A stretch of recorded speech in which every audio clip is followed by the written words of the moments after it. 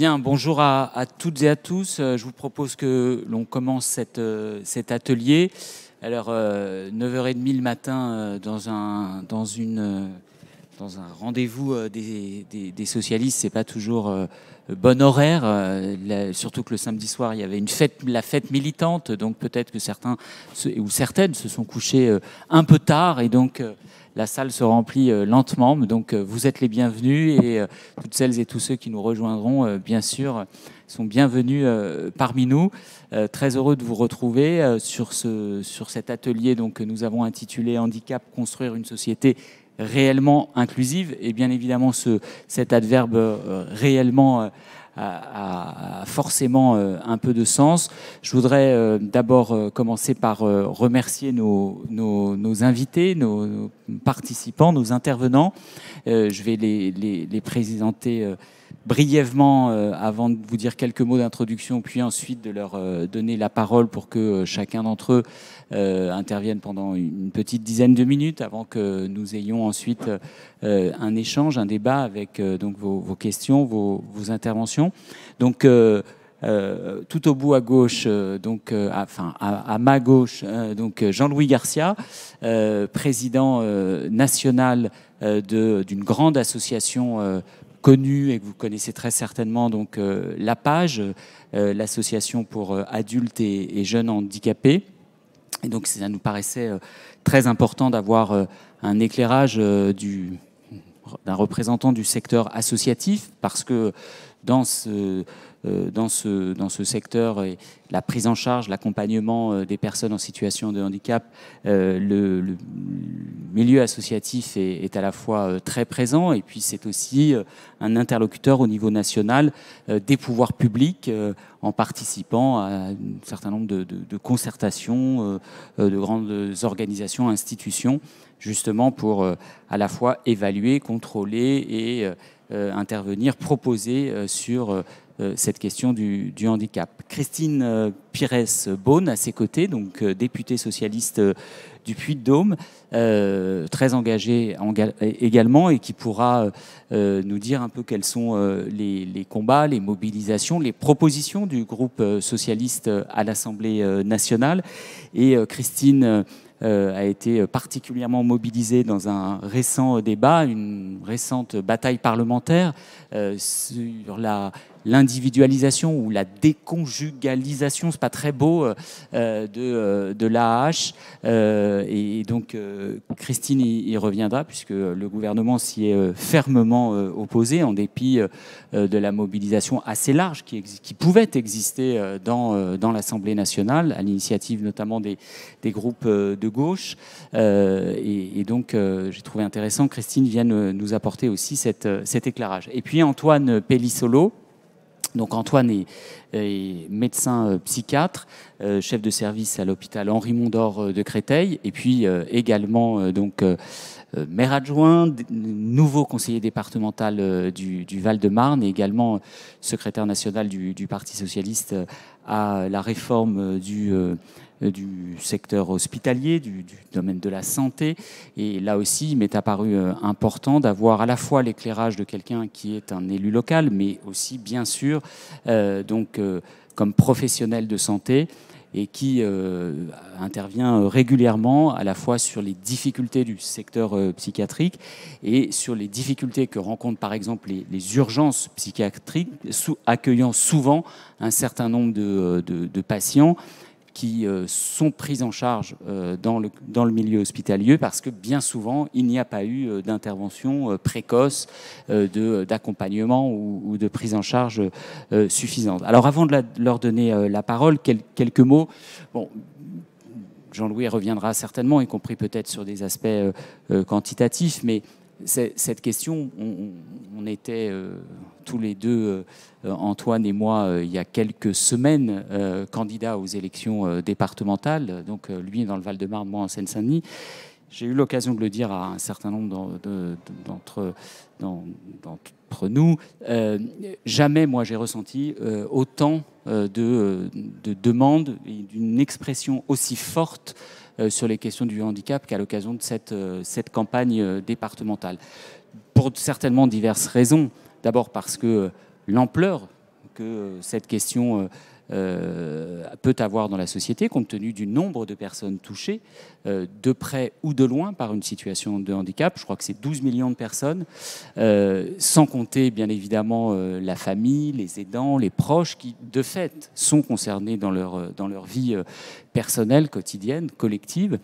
Et puis, c'est certainement, il faut le reconnaître, un des bien fondés, une des avancées de la loi de 2005, c'est que même si on est loin du compte en termes d'avancées réelles, d'avancées significatives, concrètes dans la vie des gens, cette loi, elle a eu au moins le mérite de faire émerger cette question dans l'ensemble de la société. Et je crois que c'est aussi un moyen, un outil pour les personnes en situation de handicap, leurs proches, les familles, pour justement faire émerger les besoins, les attentes, les exigences dans la société. Et donc, je crois que quand des hommes et des femmes de gauche, des responsables socialistes que nous sommes pour un certain nombre d'entre nous, eh bien, quand on croit à l'égalité et la justice, c'est d'abord une question d'égalité et de justice pour un certain nombre de nos concitoyens, qu'il y ait des avancées réelles, significatives dans ce domaine.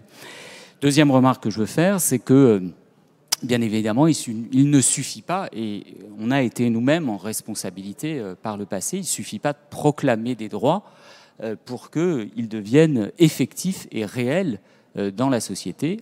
Et c'est pour ça qu'on a ajouté, bien évidemment, cet adverbe réellement inclusif, parce que c'est un des reproches qu'on pourrait faire au gouvernement et à la ministre actuelle, même si on peut lui reconnaître à la fois une grande connaissance de ces questions, un grand engagement personnel et une mobilisation, y compris ancienne, dans le secteur associatif d'ailleurs, pour la ministre des Personnes en situation de handicap. Mais force est de constater qu'il y a un écart, là encore, en dépit de ces proclamations, en dépit de ces engagements, quant à l'effectivité des droits. D'ailleurs, à tel point, et c'est la troisième remarque que je veux faire, la France a été auditionnée en juillet dernier par l'ONU sur la mise en œuvre de la Convention relative aux droits des personnes handicapées que la France a ratifiée en 2010, je crois déjà. Et le rapporteur de l'ONU a là encore pointé les écarts entre la ratification de ce texte par la France et la réalité des situations vécues, et notamment des discriminations subies par les personnes en situation de handicap. Le gouvernement a minimisé cette audition et les recommandations faites par le représentant de l'ONU, mais on voit bien qu'il y a tout de même de grandes difficultés encore. Et je termine par là.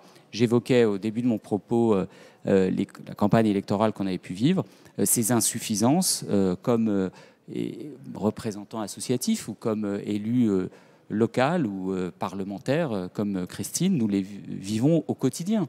Je parlais de la campagne électorale, mais il n'y a pas besoin de la campagne électorale pour être régulièrement interpellé par les familles sur les délais de traitement d'un certain nombre de situations. C'est vrai d'ailleurs, ça interpelle aussi nos propres collectivités. Nous sommes avec l'État en charge des maisons départementales du handicap. C'est vrai de la situation des familles qui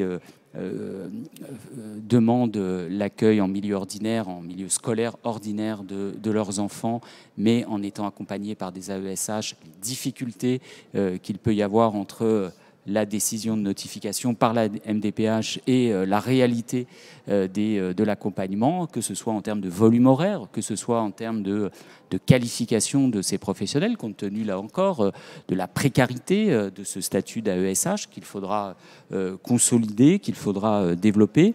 Je pense encore, et permettez-moi de citer l'exemple de mon département, département très jeune, où je dois avoir près de 2000 enfants, un peu moins de 2000 enfants, qui ont fait l'objet d'une notification dans un établissement, un IME, et qui sont en attente d'une place. Et quand j'évoque ce sujet avec la ministre, elle me répond école inclusive.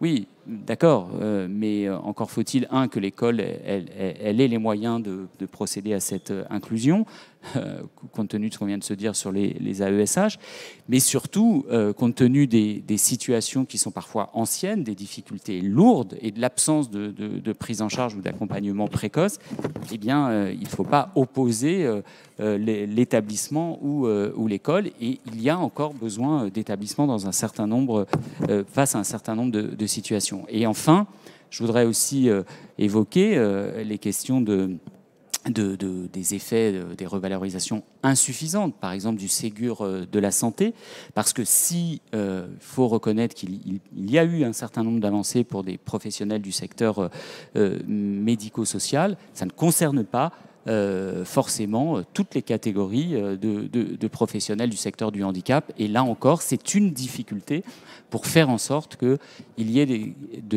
suffisamment d'attractivité pour des professionnels à venir travailler dans ce secteur. Voilà, donc je ne veux pas être plus long, je veux surtout laisser la parole à nos intervenants. Je vais leur donner successivement à tous les trois la parole, à la fois pour qu'ils nous apportent ce regard, l'un du secteur associatif, Christine, je le disais, des mobilisations parlementaires, Antoine, comme professionnel de santé, peut peut-être nous dire à chaque fois peut-être une ou deux propositions qui leur paraîtrait important de défendre. On va aborder des échéances nationales, présidentielles et législatives. C'est le moment de porter justement des propositions, des revendications dans la période qui vient. J'en profite, elle a dû nous quitter, mais je voulais saluer, je ne la vois plus, mais je crois qu'elle avait également un atelier, mais Emmanuelle Cos, donc ancienne ministre du Logement, désormais présidente de l'Union sociale pour l'habitat. Nous aurions pu aussi l'inviter à cette table ronde, parce que bien sûr la question de l'accès au logement et de l'habitat inclusif est aussi un élément particulièrement important quand on parle donc de société réellement inclusive, mais elle ne pouvait pas rester avec nous puisqu'elle avait un autre atelier. J'excuse également Claudie Culac, qui est donc présidente de la Compagnie des aidants, qui devait participer à cet atelier avec nous, mais qui a une obligation qui l'empêche d'être présente.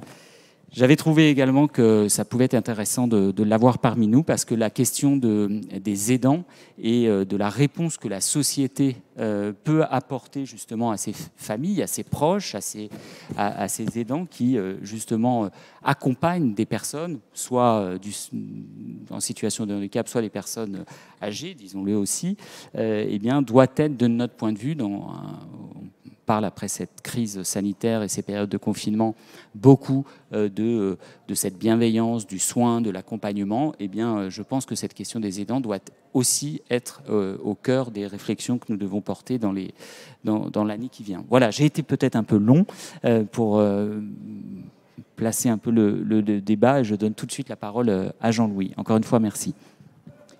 Merci, bonjour à tous, bonjour à toutes. Dans la présentation que vient de faire Stéphane, ce qu'il n'a pas dit, mais que je peux dire très tranquillement, je suis aussi militant socialiste. J'ai ce badge-là, mais tout à l'heure, je changerai de badge. Comme ça, les choses sont claires. Mais j'interviens en tant que président national de l'Association pour adultes et jeunes handicapés. Le propre du monde associatif, c'est qu'il est indépendant des partis, des politiques, des églises. Ça n'empêche pas d'avoir des valeurs, des convictions, et de les porter aussi au sein de son engagement associatif. C'est une autre façon de faire de la politique dans l'intérêt général. Rapidement, une présentation de la page. La page, nous allons avoir 60 ans l'an prochain, 2022, qui est née d'enseignants. Je suis un instituteur retraité, je tiens au mot instituteur, et créé sur les valeurs de la République. La solidarité, on ne fait pas la quête. La citoyenneté, quelle que soit la vulnérabilité de la personne, et la laïcité. J'étais dans une salle hier au soir où il y avait un débat sur la laïcité. Alors je suis montpelliérain, donc j'apprécie d'avoir Michael Delafosse comme maire, et on a entendu de belles choses hier sur la laïcité, valeur de la République. Nous sommes aujourd'hui la page dans quasiment tous les départements de France, 93 départements. Nous sommes dans tout l'outre-mer, Mayotte compris, fort développement à Mayotte. Et la singularité de la page, c'est que nous sommes tout handicap, donc les 5 handicaps de la loi de 2005, tous les âges de la vie. Donc de la crèche jusqu'à la fin de vie, les personnes en situation de handicap vivant comme nous de plus en plus longtemps et devant être accompagnées au-delà du temps de vie de leurs parents. On n'est plus dans cette situation où les personnes en situation de handicap partaient avant leurs parents. Aujourd'hui, le cycle de la vie est respecté et les enfants durent plus longtemps, vivent plus longtemps que leurs parents. Donc il appartient à la solidarité nationale de prendre en compte cet élément nouveau. Alors, moi je suis très heureux que le Parti socialiste ait proposé cette table ronde. En plus, on est à 8 mois et quelque chose d'une campagne, d'une élection présidentielle. Je pense important que le sujet du handicap soit porté fortement et avec ambition par ce parti politique. Je ferai sans arrêt référence à ce que nous vivons aujourd'hui. Au bout de 4 ans, je suis un vieux président national, je suis dans ma 13e année de mandat, j'en ai vu de toutes les couleurs. On n'a jamais été aussi méprisé en tant que corps intermédiaire monde associatif. La secrétaire d'État que nous connaissons bien, elle était présidente associative auparavant, ne parle qu'avec les vrais gens. Je ne suis pas un vrai gens. J'ai des mandats, je représente des milliers de personnes, je ne suis pas un vrai gens. Elle veut discuter avec une personne particulière qui va lui dire des choses justes, certainement, mais qui ne concernent qu'une personne. Et à partir de là, elle veut faire une politique. Deuxième élément, ils ont démarré très mal. C'est le coup sur les APL le premier été. On n'y est pas revenu dessus. Alors c'est vrai que 5 € pour quelqu'un qui a un bon salaire, ce n'est pas dramatique. Quand on est en situation de handicap, qu'on a exclusivement l'allocation adulte handicapé, c'est redoutable. Il n'y a jamais eu de recul sur le sujet. Et puis, depuis 5 ans, on entend un discours très dogmatique, où on allie le mot inclusif et monde ordinaire. Et donc, chaque fois qu'il y a une difficulté, tu l'as évoqué, la réponse, c'est ordinaire. Ben, il n'a pas de boulot, il n'a pas de place à NESAT, les anciens CAT, mais travail ordinaire. Il n'y a pas de place à NIME, école inclusive. On n'arrive pas à trouver une solution par rapport à ses ressources. C'est la fameuse déconjugalisation. Et la secrétaire d'État qui a le toupet d'aller expliquer, je reviendrai sur le sujet de la déconjugalisation, qui a le toupet d'expliquer à la représentation nationale que le droit ordinaire s'oppose à cette déconjugalisation. Donc voilà ce que nous vivons depuis 4 ans, certes avec des avancées. C'est le droit de vote pour toutes les personnes, et en particulier celles qui sont sous mesure de protection. C'est une avancée, quand il y en a une, il faut la dire. Mais des reculs sur beaucoup d'endroits. Un qui est particulier, tu évoquais, Stéphane, la loi de 2005. La loi de 2005, c'était un objectif, c'était une ambition républicaine, disait chaque fois qu'on construit du logement neuf, il est accessible. Qu'est-ce qu'ils nous ont fait? Mais le premier été, 2017, c'est rabaissé de 100%. Alors, ils ont tenté 10%. Après, on a un peu discuté entre le Sénat et l'Assemblée nationale et on a essayé de nous vendre 20% comme une amélioration, au motif qu'on partait de 10%, sauf qu'on partait de 100%. Voilà dans quelle situation nous sommes aujourd'hui, avec cette grande difficulté d'arriver à se faire entendre des pouvoirs publics sur ces sujets. Je suis aussi membre du Conseil national de solidarité pour l'autonomie, cette caisse qui est devenue depuis le 1er janvier la 5e branche de sécurité sociale autonomie et qui doit traiter de l'autonomie des personnes âgées, des personnes en situation de handicap et qui sont touchées par la dépendance. Alors, il y a j'ai envie de dire, ils sont très forts en communication. Ils sont beaucoup moins forts en mise en œuvre. Mais en communication, ils sont très très forts. Donc on s'est rendu compte que ce mot inclusif, ce mot société inclusive qu'on nous mettait à toutes les sauces, nous mettait en grande difficulté. C'est pour ça que moi j'apprécie le véritablement. On s'est senti obligé à la page de travailler lors d'un congrès. Je portais des documents. En 2018, c'est quoi pour nous, militants associatifs, la société inclusive? Donc on a travaillé sur les concepts, mais il ne faut pas s'en tenir aux concepts. Et donc on s'est appuyé à côté sur les revendications que l'on pose pour que les concepts puissent vivre. Si on prend le sujet de la déconjugalisation, c'est quoi cette affaire-là? Quand vous avez fait le choix de vivre avec une personne, que vous soyez pacsé, que vous soyez concubin officiel, déclaré, que vous soyez marié, la personne qui est avec vous, vous êtes en situation de handicap. La personne qui est avec vous n'est pas en situation de handicap. De façon tout à fait humaine, ordinaire, elle va tout au long de la vie, tout au long de la journée, de la nuit, porter des actes qui peuvent être des actes d'accompagnement, qui peuvent être des actes de soins, que pourrait porter, financé par la sécurité sociale, un infirmier libéral, un kiné ou autre. Et ce que nous dénonçons, c'est que cette dépendance qui est choisie à travers le couple a des répercussions sur les ressources, puisque le législateur a décidé de dire on ne regarde pas les ressources de la personne pour calculer son allocation adulte handicapé, mais on va regarder les ressources du couple. Et si le conjoint, quel qu'il soit, a des ressources suffisamment importantes, ça va toucher l'allocation adulte handicapé, ça va la raboter, ça peut la faire disparaître. Et cerise sur le gâteau, mais je le dis à l'envers, c'est qu'on a même bougé le curseur de la prise en compte des ressources pour que ce soit encore plus ravageur par rapport au calcul de l'allocation adulte handicapé. Et donc ça a été porté, tu l'as défendu à l'Assemblée, ça a été porté aussi à partir du sénateur Moulier au Sénat, cette idée de ne prendre en compte que la ressource de la personne, d'où le terme d'individualisation. Il y a eu une opposition très très nette du gouvernement, de la secrétaire d'État, parce que quand la secrétaire d'État va au combat, c'est que le gouvernement, le Premier ministre et le Président de la République sont sur la même ligne. Il n'y a pas les bons et les mauvais dans cette équipe-là. Il y a un porte-parole qui porte les choses.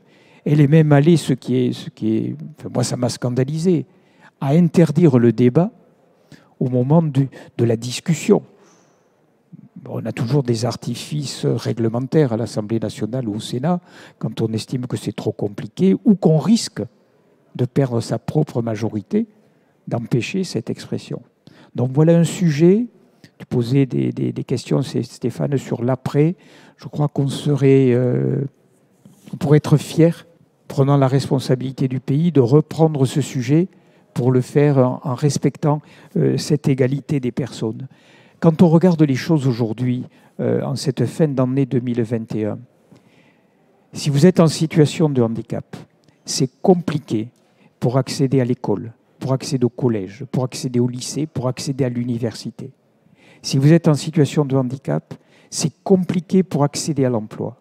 On est 2 fois plus chômeur quand on est en situation de handicap que quand on ne l'est pas. Quand on est une femme, on est encore plus chômeur que l'homme en situation de handicap. Les femmes en situation de handicap sont plus maltraitées, plus battues que les autres femmes. Voilà la situation dans laquelle nous sommes aujourd'hui dans notre pays. Donc, du boulot, il y a vraiment du boulot, il y a vraiment des sujets sur lesquels on doit s'engager fortement, avec ambition et sans aucune retenue. Tu le disais, 12 millions de personnes en situation de handicap dans notre pays, plus à un moment, les personnes âgées dépendantes qui rejoignent cette discussion sur le handicap, ça fait une partie de la population extrêmement importante à en prendre en compte, sachant par ailleurs que quand on travaille avec les personnes en situation de handicap, que quand on les accompagne, il y a une richesse humaine, il y a des talents. Je ne sais pas si vous vous levez le matin tôt actuellement, quand on regarde ce qui se passe aux Jeux paralympiques, on se rend bien compte, avec du travail, tout ce que l'on arrive à faire. Avec du travail, à quel point il y a des talents qui peuvent être oubliés. Et ça a été une des forces de la loi de 2005. La loi de 2005 n'a pas regardé les déficiences, n'a pas regardé les manques, mais elle a regardé les potentiels. C'est comme ça que les maisons départementales des personnes handicapées ont à juger des possibilités de la personne en situation de handicap. Donc voilà les sujets sur lesquels il faut travailler. Tu as abordé dans ta présentation, et je pense que c'est un des deuxièmes points sur lesquels le Parti socialiste devrait avoir à travailler et à s'engager, c'est la question des aidants. Je pense que la crise sanitaire actuelle a exacerbé les difficultés. La page, nous gérons des IME, nous gérons des établissements pour enfants autistes. Vous imaginez, nous prenons régulièrement, à la journée ou à la semaine, des enfants autistes. Et le premier confinement, on a tout fermé. Et donc, on a renvoyé ces enfants dans les familles, et souvent, dans le secteur de l'autisme, à des mamans seules, qui se sont retrouvés avec leurs gamins, mais complètement envahis par la difficulté. Donc on a inventé, parce qu'on est là aussi pour accompagner, on a inventé des services qui se sont déplacés à domicile. Sans masque, il n'y en avait pas. Sans Charlotte, il n'y en avait pas. Sans blouse, il n'y en avait pas. On n'avait rien au début. La pandémie a bien montré, a rendu encore plus compliqué la situation de certaines familles. Et je pense qu'on a à travailler en tant qu'organisation associative, mais aussi organisation politique, sur quelle réponse apporter aux aidants familiaux. Le pouvoir public a inventé, je finirai par ça, a inventé une nouvelle prestation qui s'appelle la prestation parentalité. Mais ils ont fait une prouesse, c'est qu'ils ont mis là-dessus des millions, 150 millions, sans discussion avec les départements, à la charge des départements. On ne peut pas faire une politique du handicap dans notre pays sans que l'État travaille en transparence, en confiance avec les départements. Ce sont les départements qui portent l'action sociale en direction des personnes âgées et des personnes en situation de handicap. Et ce travail en binôme, les agences régionales de santé, qui travaillent pour l'État, bien évidemment, mais départements et État. D'un premier tour, merci. Merci Jean-Louis, vous pouvez l'applaudir merci à toi pour cet éclairage. Je vais donner donc la parole à Christine Pires-Beaune qui va revenir donc sur, je le disais, et Jean-Louis l'a évoqué à son tour, la mobilisation parlementaire autour de la déconjugalisation de l'AAH. Mais puisqu'à l'instant, Jean-Louis évoquait aussi la question du financement finalement de cette politique de solidarité. Je considère, enfin c'est un autre sujet, mais comme Christine est aussi spécialiste des questions de finances, elle siège à la commission des finances et elle intervient régulièrement dans les débats sur les questions des finances des collectivités locales. C'est vrai que cette question du financement de cette politique est aussi posée. Parce que, et je pense que cette question ne fera que s'accentuer dans la mesure où la question de la prise en charge, tu évoquais aussi la question des personnes âgées dépendantes. moi, je considère, alors bien sûr avec ma casquette de président de département, qu'une politique de solidarité nationale, ça ne peut pas être financé, sauf à accepter des inégalités territoriales, sociales, financières, ça ne peut pas être financé par le contribuable local, a fortiori quand par ailleurs les collectivités locales n'ont plus de levier fiscal. Et donc ça, c'est aussi un enjeu pour l'avenir, parce que c'est à la fois une difficulté pour les personnes, c'est une difficulté pour les collectivités, et ça crée donc plus d'inégalités, parce que bien évidemment, on ne peut pas faire la même politique locale d'accompagnement quand eh bien, on n'est pas dans la même situation budgétaire et financière entre telle ou telle collectivité. Je ne sais pas si on abordera cette question ce matin, mais en tout cas, je donne tout de suite la parole à Christine pour revenir sur cette mobilisation, mais peut-être au-delà sur les idées, les propositions que le groupe à l'Assemblée nationale a pu défendre à l'occasion aussi peut-être de ce débat. Merci, bonjour à toutes et à tous. Alors d'abord, soyez indulgents parce que je ne suis pas dans ma zone de confort, effectivement. Moi, je suis spécialiste des finances. Je siège à la commission des finances. Mais je suis là parce que j'ai été le porte-parole le 17 juin notamment du groupe socialiste sur la fameuse PPL, proposition de loi, sur la déconjugalisation, même si ce terme est pas beau du tout, on va dire l'individualisation tout simplement de l'allocation adulte handicapé. Et ce sont des sujets que je ne pratique pas au quotidien à l'Assemblée nationale dans mes travaux, puisque, encore une fois, je suis à la commission des finances et qu'elle m'occupe largement. Mais par contre, quand je retourne en circonscription, ce sont des sujets pour lesquels j'ai énormément de rendez-vous, tout simplement parce que ça concerne, on l'a dit, 12 millions de personnes directement, plus l'entourage. Il ne faut pas oublier l'entourage. Et moi, les gens qui viennent me voir en général, évidemment, ce sont les parents. Ce sont soit les parents d'enfants portant un handicap, et quand ils viennent me voir, c'est généralement à cette période-là, en fait. Au moment où la rentrée scolaire se profile et où ils ne savent même pas si leur enfant va être accompagné le jour de la rentrée scolaire. Et malheureusement, ceux qui viennent me voir ont raison de s'inquiéter parce qu'on a un retard énorme, en tout cas dans le Puy-de-Dôme, mais je pense que c'est un peu partout, un retard dans l'instruction des dossiers. Alors, on regarde le verre à moitié vide, on pourrait regarder le verre à moitié plein aussi et se dire que finalement, on a fait d'énormes progrès. Quand on regarde dans le rétroviseur, on a depuis, et avec cette fameuse loi de 2005, il faut le dire, on a quand même fait énormément de progrès.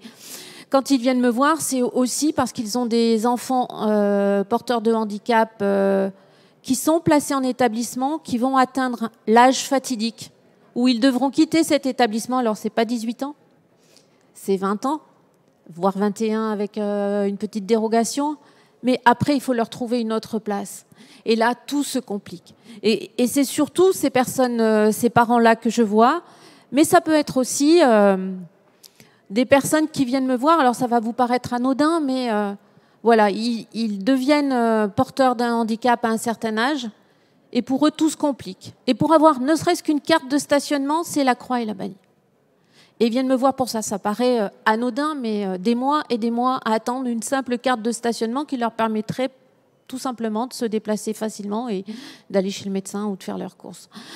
Donc, ces questions-là, finalement, tous les parlementaires, tous les députés ont à les connaître un jour ou l'autre. Les spécialistes, évidemment, ce sont ceux qui travaillent à la commission des affaires sociales et qui traitent le budget de la sécurité sociale. Et là, je rejoins tout de suite Stéphane. Oui, le handicap, mais d'une manière générale, la santé doit relever non pas du contribuable local, doit relever de la solidarité nationale. Donc ça doit rester une compétence de l'État. Parce qu'on s'interroge beaucoup, et encore hier dans un autre atelier qui était sur l'impôt et sur la réhabilitation de l'impôt et du service public, on s'interroge sur que peuvent faire les collectivités locales, que peuvent faire l'État. Moi, je suis très opposée, je le dis, ce n'est pas forcément une position partagée, mais je suis très opposée au transfert de la santé aux régions. Je suis opposée parce qu'on va rentrer dans une sorte de santé à la carte. Et vous allez me dire, mais oui, mais il y aura la péréquation et l'État fera de la péréquation. Je suis un petit peu, entre guillemets, spécialiste de la péréquation, et je peux vous dire que quand on veut augmenter la péréquation, c'est-à-dire prendre à ceux qui ont plus pour donner à ceux qui ont moins, c'est toujours très compliqué. Donc moi, je préfère vraiment que la santé, ce qui n'empêche pas qu'on ait des bouts de santé, c'est déjà le cas aujourd'hui dans les collectivités locales, mais la santé doit rester un domaine de l'État. Sur le handicap, il y a ce que disait Stéphane, c'est-à-dire il y a le droit, il y a la loi, et on a beaucoup, je le tiens à le dire, on a beaucoup avancé, mais il y a surtout la réalité de la loi. Et ça, c'est le rôle, je pense, des associations, mais c'est le rôle des parlementaires, mais j'ai envie de vous dire, c'est le rôle de tout un chacun. Parce que finalement, on devrait être en mesure, alors je ne sais pas sous quelle forme, mais de se dire, au sein de ma commune, je suis citoyen, je paye des impôts, l'accessibilité, par exemple, des bâtiments, je suis en droit de demander un bilan. On n'a pas ça encore. Mais on pourrait très bien, dans les annexes, voilà, c'est une idée que j'avais eue, on pourrait très bien se dire, on oblige une fois par an un bilan au sein du conseil municipal pour faire le point sur tout ce qui concerne le handicap, puisque c'est un problème, effectivement, qui concerne toute la société. On a évoqué le handicap des enfants, il y a aussi le droit au travail des personnes porteurs de handicap. C'est un vrai sujet. J'ai visité un ESAT sur la circonscription il n'y a pas très longtemps. Les places sont très très chères.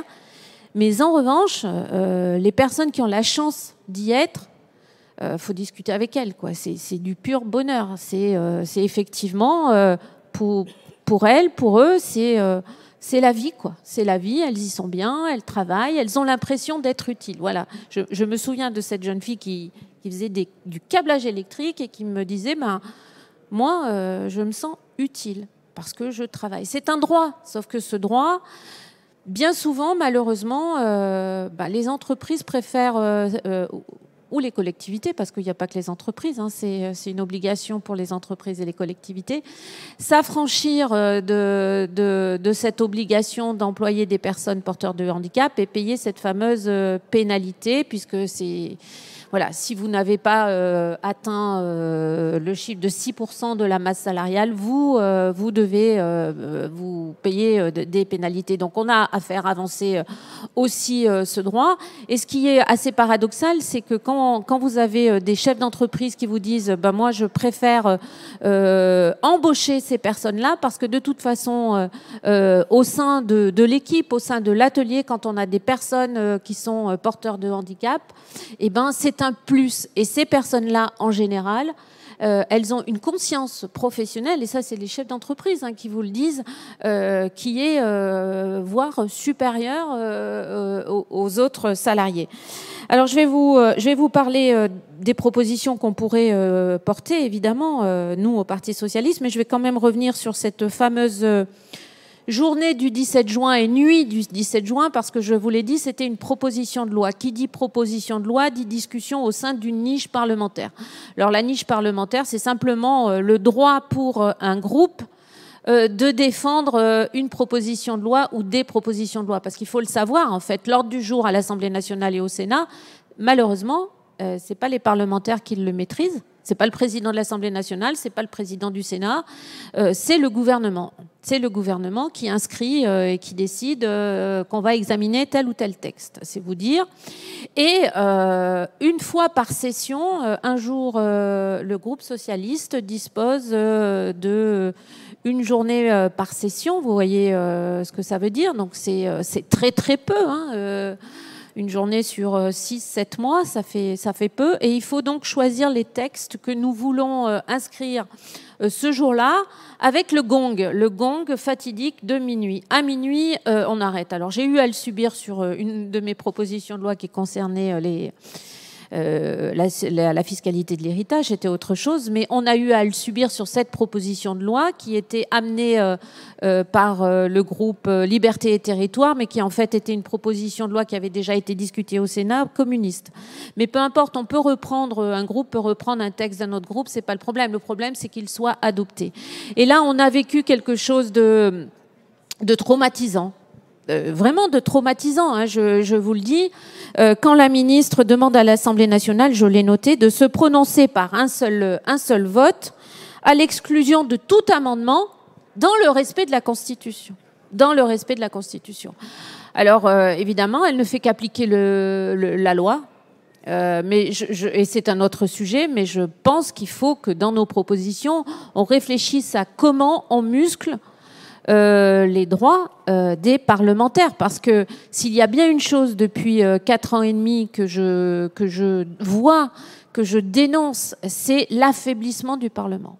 En 4 ans et demi, ça a été énorme. Alors, je ne vous dis pas que sous le gouvernement de François Hollande, on n'a pas utilisé le vote bloqué et d'autres artifices. C'est comme ça que vous les avez appelés, je crois. Mais honnêtement, ça ne peut plus durer. Et dans cette proportion-là, et sur ce sujet-là, c'est une honte. Voilà, c'est une honte parce qu'encore une fois, il y avait une grosse majorité de parlementaires de tous les bords, et y compris de collègues En Marche, qui étaient favorables à cette déconjugalisation, à cette individualisation de l'AAH. Moi, je crois que ce qu'il faut bien retenir, c'est que le handicap, il est individuel. L'allocation, elle doit être individuelle. C'est tout simple.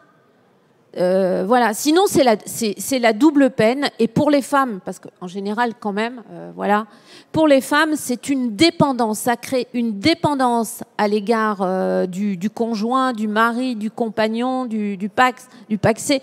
Ça crée une dépendance financière qui est terrible. Et moi, je me souviens d'un témoignage que j'ai vu à l'occasion du débat, d'un couple qui n'en était pas un en fait, et qui avait fait, c'est assez sordide, mais qui avait fait le calcul qu'ils allaient perdre 700 € si ils se mettaient en couple. Donc, lui avait fait le choix de venir habiter à côté des parents de sa conjointe, de sa compagne, et il se voyait comme ça. Enfin, c'est juste impensable. Voilà, au XXIe siècle, dans un pays comme la France, de pas faire ce pas. Et je crois qu'il faut qu'on ait très clairement, mais vraiment très clairement dans notre programme pour la prochaine présidentielle, l'individualisation de l'allocation adulte handicapé. L'individualisation de l'adulte handicapé. Ça coûte quelques millions, certes, mais je pense qu'on est en capacité de le faire. Alors, parce que je veux pas être caricaturale, je veux reconnaître à ce gouvernement l'augmentation de l'allocation adulte handicapé. Ils ont augmenté par 2 fois l'allocation adulte handicapé dans des proportions non négligeables. Aujourd'hui, c'est un peu plus de 900 €. Ça reste quand même, je vous le dis, en dessous du seuil de pauvreté. Là aussi, c'est une question. Et là aussi, je pense qu'on pourrait avoir dans nos propositions une AAH au minimum égale au seuil de pauvreté. Je pense que ce serait vraiment le minimum du minimum. Je n'ai pas fait le calcul, mais encore une fois, je n'ai pas de souci pour vous dire que le budget de la sécurité sociale pourrait largement le supporter. Alors, oui. Alors, vous avez parlé, ou tu as parlé, je ne sais pas. Tu as parlé, que la page était présente dans tous les départements. Elle est présente dans le département du Puy-de-Dôme et on avait eu l'occasion de se voir il y a quelques années, je ne sais pas si tu t'en souviens, au sujet d'un établissement à Pionça, magnifique d'ailleurs. Dans le département du Puy-de-Dôme, on a 2 grosses associations et les associations sont vraiment des acteurs incontournables du handicap. On a la page et on a l'ADAPI qui est aussi une association qui est très connue. Moi, j'ai un problème, mais qui concerne les associations, mais qui va bien au-delà, c'est le statut des travailleurs de ces établissements, et notamment le statut précaire. Je dis le statut précaire. Et je pense à des éducateurs que j'ai vus, alors ça concernait l'ADAPI et pas la page, mais peu importe, d'éducateurs qui vont de contrat en contrat et qu'on ne titularise pas et qui ont des conditions de travail vraiment très, très, très difficiles. Et là, je pense que de la même façon, et je vais terminer par là, mais de la même façon qu'on doit faire un effort énorme sur les aidants, sur les aidants. Qu'on a fait un effort, et je le reconnais là aussi, dans le cadre du Ségur de la santé pour le personnel des hôpitaux. On doit faire un effort sur l'aide à domicile, hein, c'est une autre question, mais sur les personnes qui interviennent au domicile et les personnes qui travaillent en institution, parce que elles sont je dis elles, mais parce que c'est souvent des femmes aussi, mais c'est des personnels qui sont mal payés, qui sont pas reconnus et qui font un boulot énorme. Donc sur les propositions, moi j'ai envie de vous dire, pour à minima, l'individualisation de la hache, très clairement, il faut l'afficher, mais il faut l'afficher, il faut le faire. La revalorisation au minimum pour atteindre le seuil de pauvreté. Et puis une troisième proposition qui n'est pas un nouveau droit, mais qui est beaucoup plus globale, qui est l'effectivité de tous les droits qui existent. Et je pense notamment à la loi de 2005. Il faut absolument aider, parce que je sais, pour le voir, hein, je sais qu'il y a encore des communes qui n'ont pas eu les moyens, de mettre aux normes les équipements. Et un petit témoignage. Voilà, j'étais en vacances comme vous certainement. J'étais dans un endroit touristique, dans un lieu qui se visite, et malheureusement, il y avait une maman avec un fauteuil et un enfant handicapé. Il se trouve que quand elle a eu visité le rez-de-chaussée, il y avait un étage en colimaçon pour monter évidemment à l'étage, et qu'elle est restée en bas avec son enfant. Voilà, c'était un établissement municipal. Donc c'est très humiliant. C'est très humiliant c'était très humiliant pour cette maman. C'est très humiliant pour toutes les personnes en situation de handicap. Moi, je vous invite à aller voir le débat. C'est pas très long, hein. Le débat de la hache, ça nous a occupé 4 heures, on va dire, parce qu'il n'y avait pas que ce texte-là. On avait commencé par un autre texte. De voir avec quel mépris tu as utilisé le mot de méprisant, mais moi, c'est vraiment ce qui m'a choqué le plus. C'est le mépris avec lequel la secrétaire d'État, mais derrière la secrétaire d'État, il y a évidemment le président de la République, parce que toutes ces interruptions de séance, ces coups de fil à Castex pour dire voilà, ça coince, qu'est-ce qu'on peut faire, on prend l'artillerie lourde et on dégaine le vote bloqué. C'est pas la ministre qui l'a décidé, hein, ça vient évidemment du sommet. C'est très très très humiliant de se dire quand on a envie de vivre en couple, ou quand on est déjà en couple, de se dire parce que j'ai un handicap, on va me diminuer mon allocation. L'allocation, c'est simplement, c'est pas un revenu, un minima social. Faut pas le considérer comme un minima social. C'est pas ça du tout, l'allocation adulte handicapé. C'est une compensation, justement, parce que vous avez la malchance d'avoir cet handicap. Donc, si jamais on arrivait déjà à mettre en place et à assumer le financement de ces 2 propositions, ce serait peut-être un petit pas, mais ce serait quand même un petit pas, je pense, apprécié. Merci. Merci, Christine. Maintenant, je vais donner la parole à Antoine Pellissolo, donc pour un éclairage différent. Donc, je l'ai dit, Antoine est médecin-chef du service psychiatrie de l'hôpital Henri Mondor de Créteil, également élu local et secrétaire national du Parti socialiste, où justement aux urgences psychiatriques, mais dans le service psychiatrie de l'hôpital Henri Mondor, il est confronté à un certain nombre de situations qui disent aussi, qui témoignent de l'insuffisance de l'accompagnement, de la prise en charge précoce d'un certain nombre de situations. Et puis peut-être un éclairage un peu d'actualité. Tu es récemment intervenu dans une matinale de France Inter pour dire à quel point la crise sanitaire, le confinement avait aussi aggravé la situation d'un certain nombre de personnes, en particulier des enfants et des jeunes. Donc, il m'est apparu important d'avoir aussi cet éclairage-là, et puis peut-être Antoine nous donner là aussi une ou 2 propositions que nous pourrions défendre. Je vous propose que Antoine donc intervienne une dizaine de minutes, et puis il nous restera le temps passant, et après les interventions denses des autres orateurs, du coup un peu moins de débat pour échanger, un peu moins de temps pour échanger. Donc on aura une petite quinzaine de minutes après l'intervention d'Antoine. À toi, Antoine. Merci beaucoup Stéphane pour l'invitation. Et puis en effet, moi je vais essayer de faire plus bref pour avoir vraiment le temps de vous donner la parole, parce que tout ce qui a été dit par mes amis, vraiment je le prends à mon compte. J'aurais pas besoin de le répéter.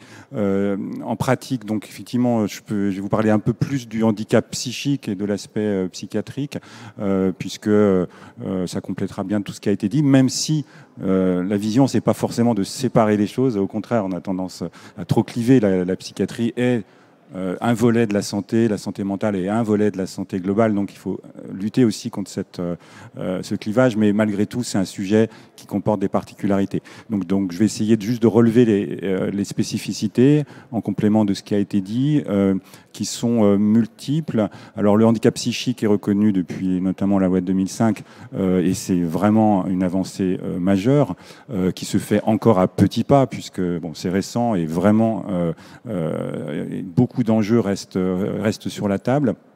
Alors, pourquoi c'est particulier, je dirais, il y a handicap psychique, handicap mental. La particularité, en tout cas sur le volet psychique, c'est que la plupart des personnes qui vivent avec un handicap psychique vivent en fait avec une maladie psychiatrique en général, et les deux sont quand même assez fortement liés, plus liés que dans d'autres difficultés de handicap ou de santé, puisque la plupart des troubles psychiques se soignent, on arrive à des bons résultats, on a toujours des objectifs finalement qui sont le rétablissement, comme on dit maintenant. On sait bien que c'est pas la guérison en général définitive, mais le rétablissement est l'objectif de vie, et que donc le handicap vient, on espère, comme un temps, et qu'on espère pouvoir en sortir, ce qui n'est pas toujours le cas de tout un handicap physique par ailleurs.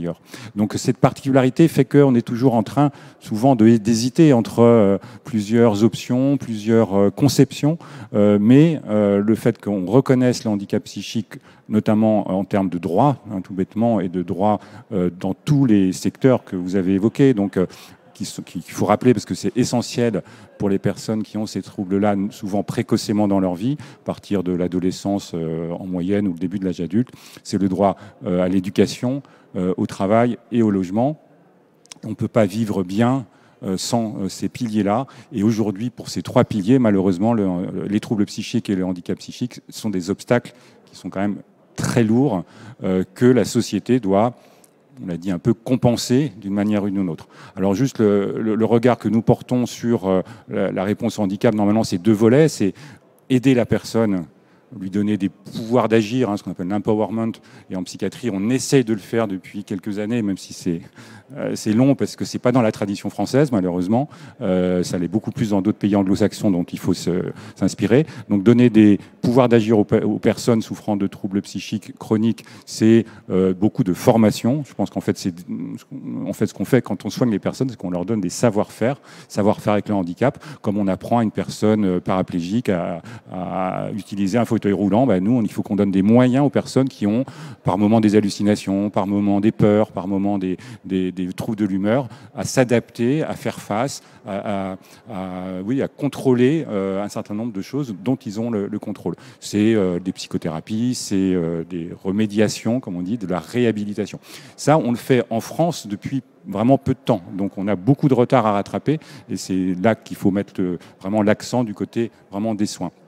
Mais à côté de ça, il faut que le deuxième volet, c'est que la société s'adapte aussi à des personnes qui ont des vulnérabilités. Le modèle de la vulnérabilité, je crois qu'il est aussi très, très clair maintenant, c'est que tout le monde a des vulnérabilités et que tout le monde a à la fois des vulnérabilités et des capacités. Et donc il faut que les personnes qui ont un handicap psychique puissent être aidées à développer leurs capacités, et que les personnes qui vivent avec elles reconnaissent elles-mêmes leurs propres vulnérabilités. C'est souvent un bon levier pour pouvoir vivre ensemble et donner tous les droits. Donc encore une fois, travail, éducation, logement. Alors je ne vais pas les détailler un par un, mais vous voyez tout de suite que ce qu'on a dit sur la MDPH, par exemple, sur les délais de réponse aux orientations, aux notifications, ils sont dramatiques. Enfin, alors moi je le vis dans le domaine de la psychiatrie d'adultes, donc parce que je m'occupe pas trop d'enfants, d'adolescents, mais c'est déjà très dommageable. On fait des demandes, par exemple, d'orientation dans des établissements, ça prend au moins un an en moyenne. Enfin, ça peut aller facilement jusqu'à un an. Ce qui qui veut dire que souvent, pendant cette période-là, des personnes qui n'ont pas d'hébergement adapté restent à l'hôpital dans des conditions déplorables, parce que l'hôpital psychiatrique n'est pas un lieu de vie à long terme. Et donc, c'est ce délai-là qui est vraiment qu'il faut arriver à résoudre. Hein, vous l'avez dit, alors je sais que c'est une question d'effectifs et donc de moyens, mais c'est quand même une des conditions d'amélioration. Et chez les enfants, alors c'est un point vraiment majeur, je pense qu'il faut mettre en avant, c'est que ce délai d'évaluation, donc préalable aux prises en charge, hein, vraiment, on est dans la phase préalable, qui est évidemment long pour un adulte, qui est 10 fois plus long pour un petit enfant qui a 2 ans à 3 ans. On essaie de dépister les troubles, notamment du développement et de l'autisme en particulier, le plus précocement possible pour les prendre en charge. Si vous attendez 2 ans, enfin 1 an ou 2 ans, pour obtenir à la fois la reconnaissance et évidemment l'accès aux prises en charge, qui reste un vrai problème, vous avez perdu un temps considérable qui va malheureusement se répercuter sur la vie entière de la personne. Donc donner une priorisation, peut-être un petit point qui est très demandé par mes collègues en pédopsychiatrie dans le domaine de la petite enfance, donner une priorisation. Malheureusement, ça voudrait dire qu'il faut compenser autrement, mais pour avoir des délais de réponse, je sais pas, d'1 ou 2 mois, quoi, quelque chose qui soit vraiment rapide pour dire ensuite, on met en œuvre les moyens. On a des moyens maintenant d'agir précocement, comme tu l'as dit. Donc ça, c'est très important pour l'aspect prise en charge, éducatif, etc. Il y a l'aspect travail, puisque c'est un autre mot-clé que vous avez aussi évoqué tous les deux. Et je crois là aussi de changer peut-être les choses pour que les sanctions qui sont données, effectivement les pénalités, soient plus persuasives, je dirais, plus convaincantes, parce que je sais qu'il y a des entreprises qui, alors pour plein de raisons, mais qui font le choix de dire on préfère payer les pénalités plutôt que d'embaucher des personnes porteuses de handicap. Et ça, c'est dramatique aussi, parce que ça met les gens dans des situations d'inégalité. Et je crois que le taux d'emploi pour des personnes vivant un handicap dans les entreprises, en tout cas privées, c'est 4,5%, quelque chose comme ça, au lieu de 6%. Donc on a beaucoup de retard à rattraper là-dessus. Et dernier point, pour les adultes, à nouveau, la question vraiment aussi bien l'adulte que l'enfant. Dans les deux cas, vous avez dit le fait de se rapprocher du milieu ordinaire est évidemment l'objectif qu'on se donne tous. C'est ça la cible.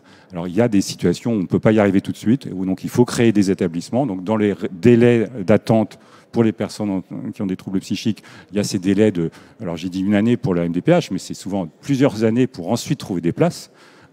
Parfois on ne trouve jamais, donc ça c'est dramatique. Donc il faut à tout prix résoudre ce problème d'hébergement adapté d'une manière ou d'une autre, avec de l'inclusif à tous les niveaux.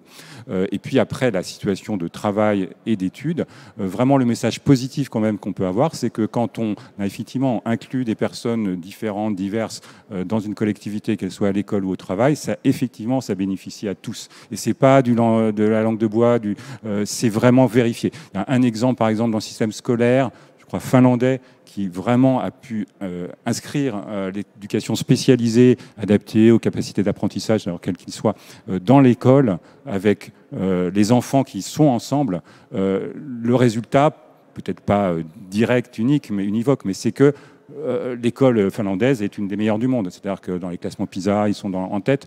On peut dire que ça bénéficie à tout le monde. Il y a l'entraide, il y a la compréhension, il y a tout un tas de phénomènes positifs qui se passent dans ce sens-là. Chez l'adulte, c'est pareil. Moi, j'ai le souvenir de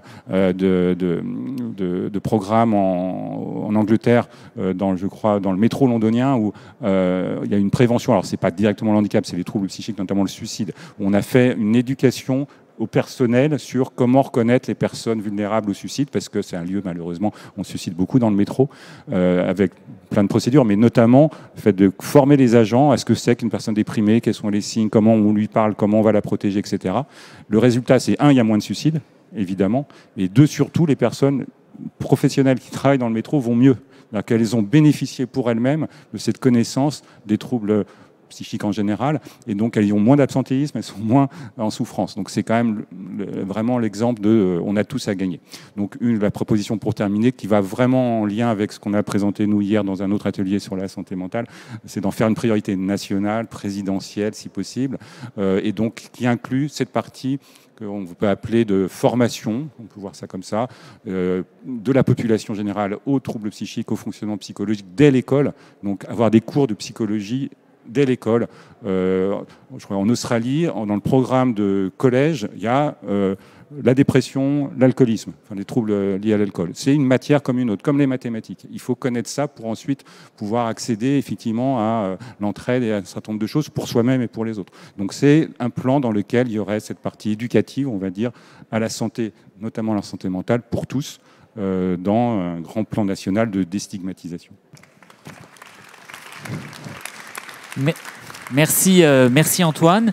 Bon, vous voyez, après ces 3 interventions, à la fois le diagnostic, mais aussi donc des propositions très, très précises, très concrètes. Le temps passe assez vite, donc je vous donne tout de suite la parole. Alors, je ne sais pas s'il y a... Ouh là là, beaucoup de mains. Nous avons un petit quart d'heure. Je ne sais pas si j'ai quelqu'un avec moi pour faire circuler un micro ou pas. Si. Merci. Donc, je vais vous demander de poser des questions ou faire des interventions relativement rapidement. Allez, je prends monsieur là tout de suite au premier rang. Et puis, voilà. Bonjour, donc je me présente. Je m'appelle Baptiste Pin. Je suis membre de la Fédération d'Eure-et-Loire, le département juste à côté. Je suis moi-même une personne en situation de handicap cognitif. Et j'avais pas de questions, mais plutôt des propositions à vous faire parvenir pour les prochaines élections nationales, échéances nationales. Je souhaiterais que le handisport soit plus médiatisé, car comme on le voit avec les Jeux paralympiques en ce moment, ça donne des exemples de vie et de sociabilisation et d'exemples pour les personnes valides également, que les personnes en situation de handicap sont capables de faire des choses. Et dans une société qui veut être plus inclusive, je pense que ça aiderait beaucoup. Je voudrais également vous faire part qu'il n'y ait pas assez de... Comment je puis dire de mots d'explications sur les différents handicaps dans l'éducation nationale. Je trouve que ça fait qu'il y a beaucoup de harcèlement sur les personnes en situation de handicap, car les personnes valides ou même de l'enseignement éducatif ne sont pas assez informées sur le handicap. Et également une troisième proposition que j'ai pu en tête, je vais passer le micro. Merci. Peut-être il y avait madame derrière. Je vous propose qu'on en prenne 4-5 seulement, hein, parce que sinon ça sera difficile. Oui, merci beaucoup de tout ce qui a été dit. Moi, j'étais très sensible à ce qui a touché. Alors, je me présente d'abord, peut-être. Vous m'entendez pas? Est-ce que là, ça va mieux? Oui. Je m'appelle Marie Dugier-Soriano. Je viens du sud de la France et je travaille actuellement sur un projet de réinsertion professionnelle pour moi-même qui porte sur l'éthique thérapie. Et le mot éthique thérapie, en fait, c'est une manière de concevoir une ressource qui s'ancre dans la préoccupation éthique et qui permet, dans certains cas d'incurabilité, en tout cas de diagnostic d'incurabilité ou de chronicité, de mettre quand même en place un protocole d'écoute et d'arriver à des résultats, en tout cas, voilà. Mais pendant des années, donc, j'ai pratiqué bénévolement cette activité. Et c'est vrai qu'il arrive un moment où on se rend compte que dans ce que porte la personne, et un grand merci de nommer le handicap comme vous le faites. C'est vrai qu'il y a une grande évolution par rapport aux mots qu'on employait autrefois et que ça, c'est pas rien, c'est énorme. Et que déjà, dans cette reconnaissance de la ressource qu'apporte la personne et du plus qu'elle apporte aux autres qui sont dites en situation de normalité par rapport à d'autres qui sont dites en situation d'anormalité ou pathologique, on a un fil conducteur de quelque chose qui pourrait être relayé par des politiques. Effectivement, moi j'ai beaucoup apprécié les 3 projets que vous avez explicités concernant cette... Et je dirais que puisqu'on n'a pas beaucoup de temps, il y en aurait un 4e pour moi, qui serait une ouverture justement à cette ressource de la personne, et qu'au-delà de sa catégorisation et de ce que ça pourrait réenclencher d'une valorisation, comme vous l'avez dit, de l'AAH, d'une déconjugalisation de toutes ces notions qui sont vraiment très très importantes, on puisse avoir aussi quelque chose qui n'enlève pas la hache, même quand la personne, en s'appuyant sur des ressources, pendant quelques années, pourrait sortir de ce cadre de nécessaire handicap qu'on demande pour allouer la hache. Voilà, je pense que si on pouvait réfléchir à ça, ça compléterait vraiment ce projet que vous portez. Donc vraiment, un grand merci à tous. Merci, madame. Bonjour à tous, moi je suis Véronique Hoffmann et je viens du département du Nord. Voilà, alors 2 petites réflexions. On a tous des bonnes idées, on a tous des envies. Mais peut-être qu'il faudrait rappeler à tous nos camarades socialistes qui sont en responsabilité dans des collectivités territoriales qu'ils commencent par appliquer les textes et à bien recruter au moins 6%, puisqu'il y a encore trop de collectivités dont nous avons la responsabilité et où on est loin d'atteindre cette situation. Donc, soyons d'abord nous-mêmes exemplaires avant de vouloir demander à tout le monde de le faire. Hein, je pense qu'on est aussi là pour se dire des choses comme ça. Deuxième chose, je travaillais moi-même au département du Nord. Je ne vous dirai pas l'évolution entre le passage de la gauche à la droite. Mais quand j'y étais, moi j'étais responsable du service conditions de vie au travail. Et nous avions mis en place des choses très très simples pour l'accueil des travailleurs handicapés.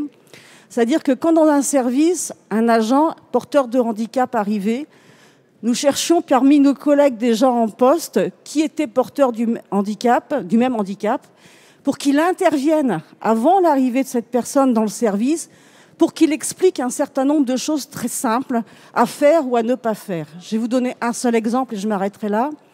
J'avais dans mon service quelqu'un qui était non-voyant. Donc systématiquement, quand on accueillait un non-voyant dans un autre service, il passait une journée dans le service avec les autres collègues pour leur expliquer un certain nombre de petites choses. On avait un bâtiment avec des très longs couloirs, par exemple, et il avait expliqué qu'il fallait que, parce que les gens se déplacent aussi, hein. Certains d'ailleurs étaient là avec leurs chiens. D'ailleurs, on leur faisait une fête quand ils prenaient leur retraite, les chiens, c'était rigolo. Que par exemple, quand il y avait des longs couloirs, il fallait que les portes elles soient ouvertes ou fermées, et surtout pas entrouvertes, parce que quand nos collègues non-voyants se déplaçaient, s'ils appuyaient sur la porte, il y avait un risque de chute. Donc, il passait une journée avec eux pour leur dire, ben voilà, quand vous faites une réunion, quand vous prenez la parole, vous voyez, même si en ce moment avec les masses c'est un peu plus compliqué, dites votre prénom avant d'intervenir. Enfin, c'est toutes des petites choses comme ça qui ne coûtent rien à la collectivité, qui met tout le monde dans le bain et qui fait mieux comprendre ce qui se passe. Voilà. Merci. Allez, on va passer un peu de l'autre côté pour pas frustrer trop la salle. Allez, il y a monsieur, puis madame, et puis une dernière intervention. Et après, je demanderai donc à nos 3 intervenants à la fois d'apporter des éclairages par rapport au sujet que vous avez posé, et puis d'en profiter pour dire quelques mots de conclusion. Monsieur. Donc, merci. Bonjour à tous. Donc, moi, je suis élu de la ville de Sotteville-les-Rouen, et puis en même temps, en parallèle, je suis chef de service sur un établissement médico-social, donc sur un DITEP, pour ceux qui connaissent. Donc, moi, j'avais une proposition très concrète. C'est par rapport au logo en France qui représente les personnes en situation de handicap. Il y a vraiment un travail là-dessus à faire. Je pense soit rajouter un logo pour les personnes du coup, qui souffrent d'un handicap invisible, parce que beaucoup de gens souffrent du handicap invisible, ou alors changer ce logo. Parce que ça permettrait aussi à beaucoup de personnes de changer le regard envers les personnes handicapées. Voilà, ça c'est très concret, ça peut être fait, je pense, assez facilement, et c'est une proposition qui peut changer beaucoup de choses. Merci à vous. Merci. J'avais madame ici. Madame. Oui, bonjour. Donc, Léonore Serre, je suis élue maire adjointe donc, au social, senior et handicap. Je veux juste dire que je galère avec la MDPH pour avoir une permanence sur ma commune. Parce que quand on parle du service public et de l'accès aux droits, pour le coup, là, ce serait super d'avoir une permanence d'un technicien sur ma commune pour vraiment répondre. Parce que moi, je suis sur l'est du Val d'Oise. Et le siège est à l'ouest, donc on traverse tout le département qui est en longueur pour aller avoir un renseignement. Voilà. Donc ça sera une première chose. Je voulais vraiment remercier les intervenants parce que pour le coup, là, vous portez un truc qui est vraiment formidable. Et j'appelle à mes camarades socialistes qui sont autour de moi pour que vous preniez haut et fort la parole de ce qu'on va défendre au niveau de notre projet, parce que vraiment là, il y a un travail à faire sur le handicap. Et je pense qu'on peut, du coup, vraiment sensibiliser beaucoup de personnes. Voilà, merci. Merci. Allez, encore une main derrière qui s'est levée. Benjamin Colla-Francesco, donc actuellement premier secrétaire de section d'Épinay-sur-Seine par intérim. Donc j'ai été également, parce que ma vie c'est pas la politique, hein, j'ai travaillé, je suis retraité, donc retraité syndicaliste, hein, et l'inclusivité dans l'entreprise, donc ça me rappelle quand j'étais au CHSCT, j'étais délégué du personnel, comité d'entreprise, et on abordait le sujet du pourcentage de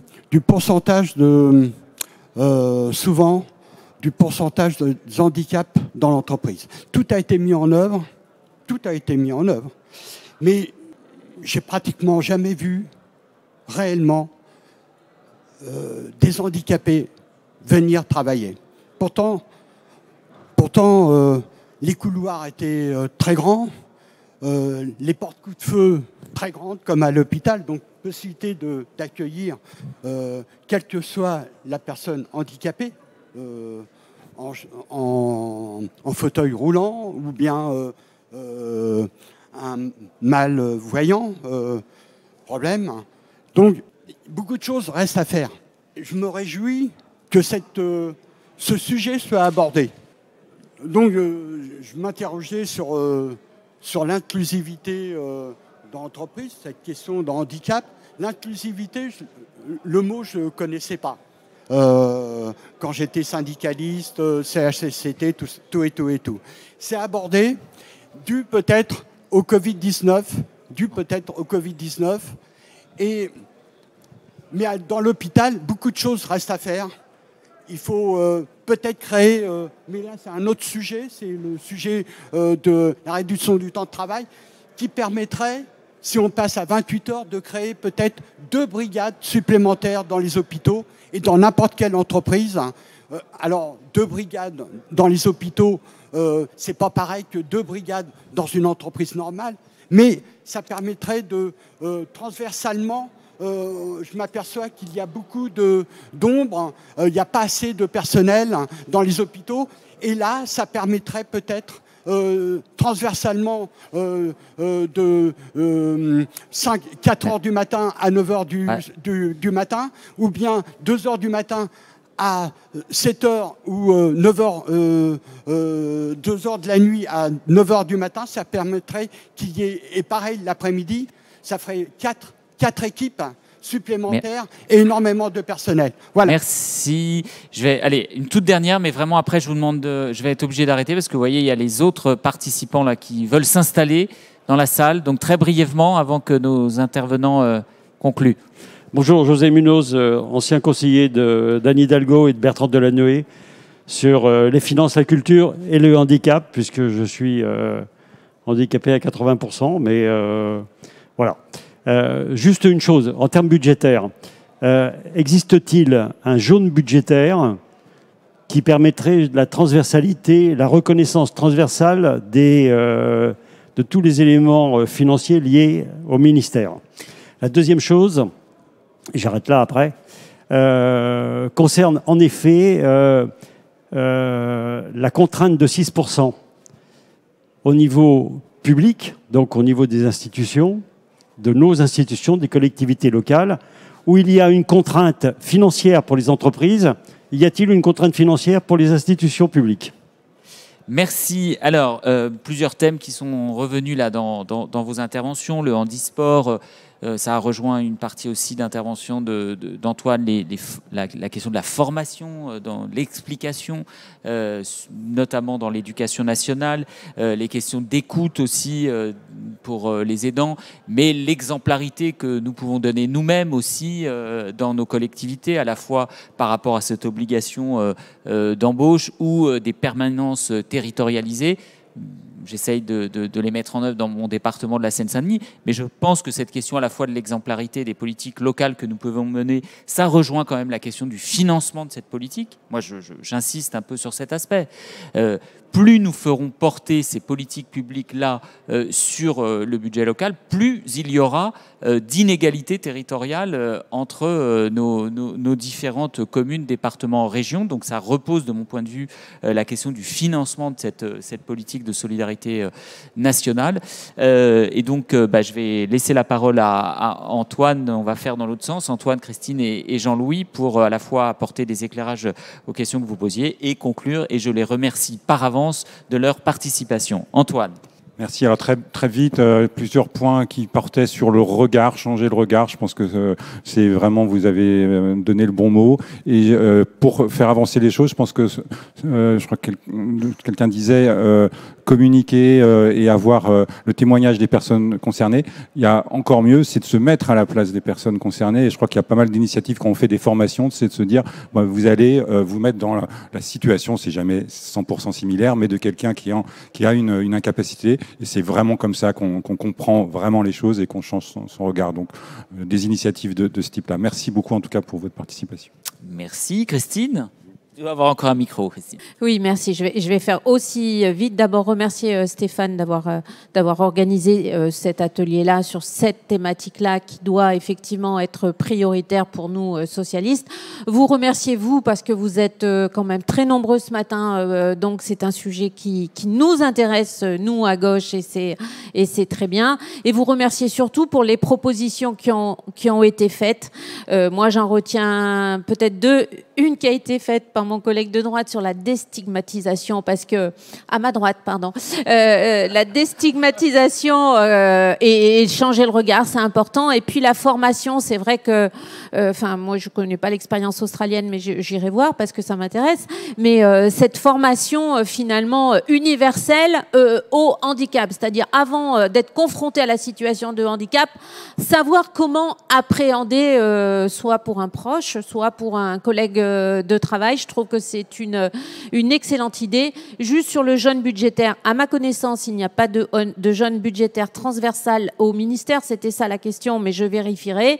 Quant à est-ce que le public est concerné par... oui, le public est de la même façon concerné par la pénalité que... et heureusement, j'ai envie de vous dire, que le privé. Voilà, je ne serai pas plus longue, mais surtout, en tant que militant socialiste, en tant que simple citoyen, n'hésitez pas à parler parce que c'est en parlant tous les jours qu'on fera de toute façon avancer cette cause. Merci. Merci Christine. Jean-Louis, pour un dernier éclairage et que je remercie également de sa présence parmi nous. Merci de vos réactions. Donc, je vais faire court, je vais réagir à certains sujets que vous avez abordés et qui n'ont pas été repris. Aujourd'hui, 80% des handicaps sont invisibles. Et le logo, c'est le sujet que tu as abordé, met en avant le fauteuil roulant qui concerne la minorité des personnes en situation de handicap. Donc effectivement, il faut bouger là-dessus.